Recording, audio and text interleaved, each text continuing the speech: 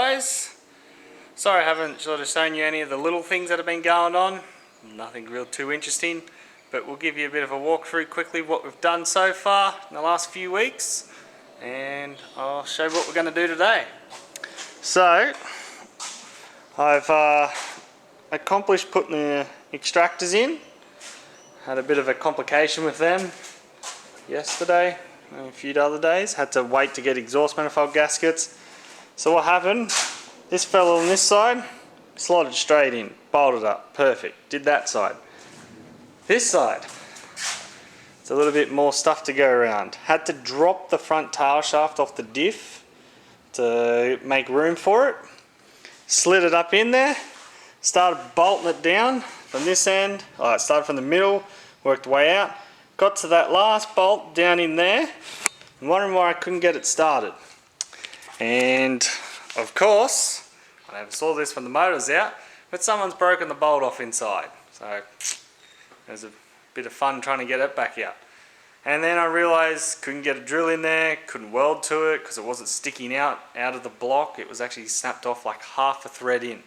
So just under flush. So off come the cab again. So I can get to the motor. It's a lot easier to pull the cab off than it is to pull the motor out of this thing. Lifted the cab off, buddy come around and he drilled it out. He's an actual exhaust fitter. He drilled it out for me and easy outed it, got it out, and then while the cab was off, I bolted the manifold on because it was a lot easier. Had to do a little bit more panel beating to the floor pan right where the rest pedal is, the three little nuts. Sort of hit them in a bit just to make a bit more clearance for the headers. Then we put the cab back on. So that's that journey done. Another bit of boring progress that I've done is sort of the rear window. As you can sort of see there, I've patched it in both sides. Left a bit of a gap around them, so you're going to run a bit of seed of silica around there, stop the vibrations. You don't want it like super welded to the cage. But other than that, rear window is ready to glue in after I've painted the truck. On this episode, we're installing lights. So we're using some high beam LED lights that I got off eBay, I think it was. I had them on my GU patrol. I've currently taken them off that and put a light bar on. So they're perfect size to fit them in there. So you're going to have really good low beam driving lights. So we'll show the process of quickly whacking them in. Don't want to go overboard with it because you'll be getting changed and might ram into something and break it all. So as you can see, I've already got one sort of just screwed there, just as a temporary thing until I get this one sorted, and then we'll weld them in, sort of. Weld the brackets up, so we'll show you how we go when we're doing the second one in. So, we've got to do a bit of chopping, and it looks like this one's going to be a little different. So, I'm going to cut around.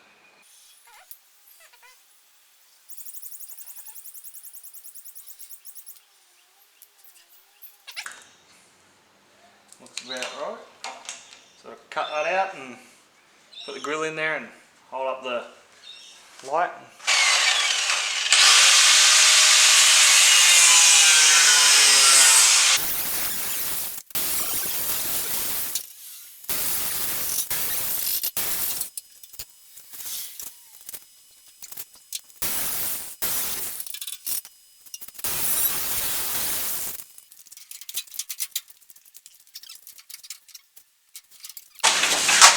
Right, third time lucky.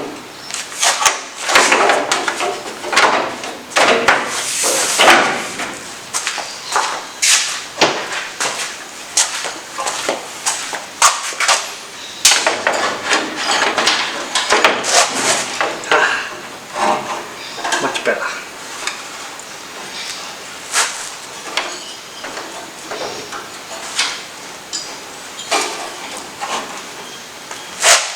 There we have it. Done.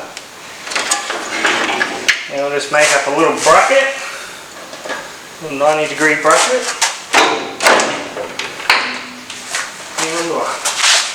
Righto, we'll cut back in once I got the bracket made, and it's sitting there.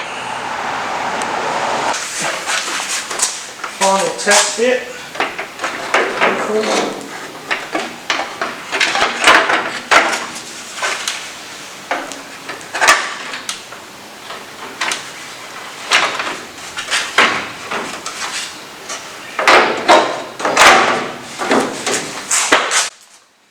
There you have it.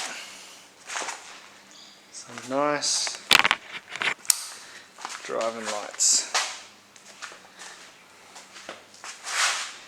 All we got to do is weld them 2-angle brackets on.